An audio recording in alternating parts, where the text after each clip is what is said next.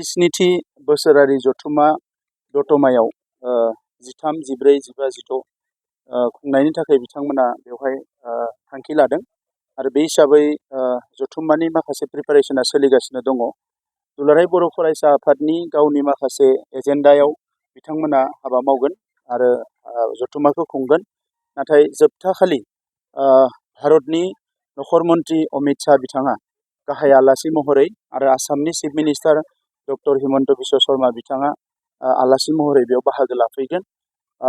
बे हाबाफारिखौनो जोंबो नायनो फैदों सरकारनि फारसेनिफ्राय आरो दुलाराय बर' फरायसा आफादा बेवहाय प्राय 2 लाख सुबुंखौ मा खालामनायनि थाखाय अपेन सेसनाव बिथांमोना प्रिपारेसन खालामदों। दा जिहेतु भारतनि आथिखालनि प्राइम मिनिस्टार नरेन्द्र मोदी बिथांनि दैदेननायाव भारतनि नखर मन्त्रि अमित शाह बिथांनि दैदेननायाव आरो आसामनि chief minister doctor Himanta Biswa Sharma बिथांनि दैदेननायाव जोंनि गोबां जेंनाफ्रा सुस्रांजाबाय। बड'लेण्ड ओनसोलाव गोजोना अराय समनि थाखाय गायसनजाबाय। बे गासैखौबो नोजोर बोनानै बिथांखौ हांख्रायनाय जादों आरो दुलाराय बर' फरायसा आफादजों लोगोसे जों बिटिआर ओनसोलनि रायजो राजाया बिथांनो मान बावगोन, जोङो साबायखर बावगोन। दा बिनिखायनो बे हाबाफारिया जाहाथे गाजा गोमजायै जालाङो बिनि थाखाय जों बयबो बेवहाय नायफैदों आरो बिनि प्रिपारेसनाव जों जेसेबां हायो मदद खालामनो थाखाय नाजादों।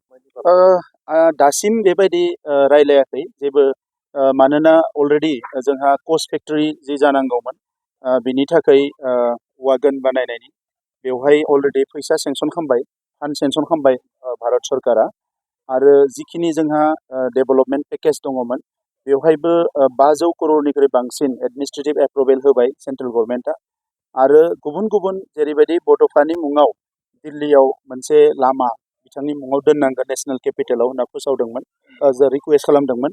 बेखौबो मानगोनां नखर मन्त्रि बिथाङा अलरेडि हाबाफारि लाबाय आरो जोंनो प्रपजेलबो हरबाय जे मोननै लामा बिथांमोना सायख'ना हरदों बबे लामाखौ लुबैयो होननानै। जोङो मोनसे लामा बेवहाय जों सायख'नानै हरदों।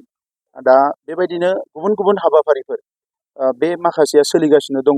दा नंखायनो बिथाङा फैनायानो जोंनि थाखाय जोबोद गोनां बाथ्रा आरो बिथाङा फैनानै जिहेतु बड'लेण्डजों 2020 मायथाइ गोरोबथानि उनाव जोबोद क्ल'सलि बिथाङा नांफानानै दङ आरो 2020 मायथाइनिफ्राय बड'लेण्डआव बिथाङा फैनाया नैबे 5थि खेब जागोन। माने कन्टिनिउ बिथाङा बड'लेण्डआव फैगासिनो दङ। भारतनि प्राइम मिनिस्टार बिथाङा 3 खेबनि थाखाय जोंनियाव फैना थांबाय 2020नि सिगाङाव। बिनि सिगाङाव 10 बोसोर 15 बोसोर हम minister, prime minister, chief minister जोंनि ओनसोलाव फैयामोन।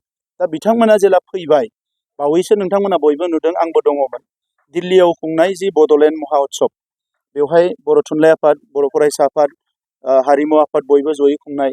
बेवहाय प्राइम मिनिस्टार बिथाङा गावनो फैनानै बर' हारिखौ बाख्नायनायजों लोगोसे बड'लेण्ड ओनसोलनि जिखिनि खामानि मावनाय बेखौ मोनसे मडेल हिसाबै गुबुनफ्राबो सोलोंनांगौ होननानै बुंदों।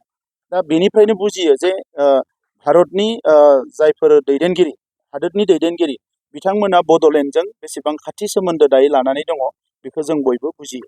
125 एमेन्डमेन्टखौ लानानै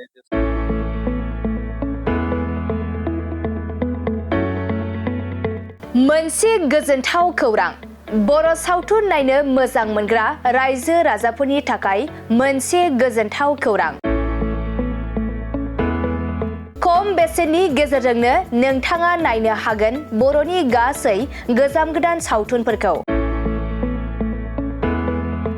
बर' सावथुन नायनो थाखाय ओंखारदों मोनसे आंगो स्ट्रिम एप। बे आंगो स्ट्रिम एपखौ नोंथाङा नोंथांनि मबाइलाव डाउनल'ड खालामनानै खम बेसेनावनो बर'नि गोजाम गोदान गासै सावथुनफोरखौनो नायनो हागोन। लोगोसे फैबाय थानाय समावबो बड' वेब सिरिज, डकुमेन्ट्रिज बायदिफोरखौबो नोंथाङा बे आंगो स्ट्रिम एपनि गेजेरजोंनो नुनो मोनगोन। बेनि अनगायैबो बर' सावथुननि दिहुनगिरिफोराबो बे आंगो स्ट्रिम एपआव गाव गावनि सावथुनखौ आपल'ड होनो थाखाय खौरां लाहरनो हागोन। आरो जाय बिथांमोननि सावथुनफोरा इउटुबाव पाब्लिश जायाखै बिथांमोनाबो बे एपआव आपल'ड होनो थाखाय खौरां लाहरनो हागोन। बेनिखायनो बर' सावथुननि दिहुनगिरि बिथांमोनहा गाव गावनि सावथुनखौ बे आंगो स्ट्रिम एपआव आपल'ड होनो गोसो दंब्ला नैबे 7086320938 जानबुं नम्बराव खौरां लाहरनो हागोन।